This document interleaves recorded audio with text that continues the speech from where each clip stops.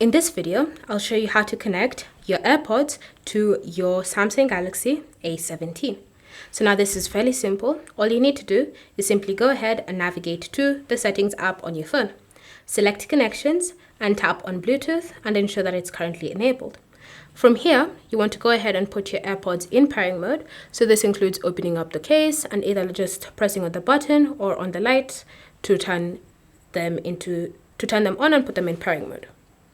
Once you see this indicator light blinking white, showing that it's in pairing mode, you want to go back to the Bluetooth settings of your A17 and you want to go ahead and just tap on scan.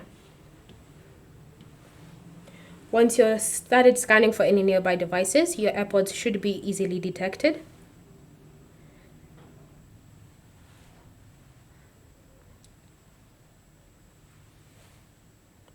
So all you need to do is simply select them to establish the connection and confirm that you wish to pair.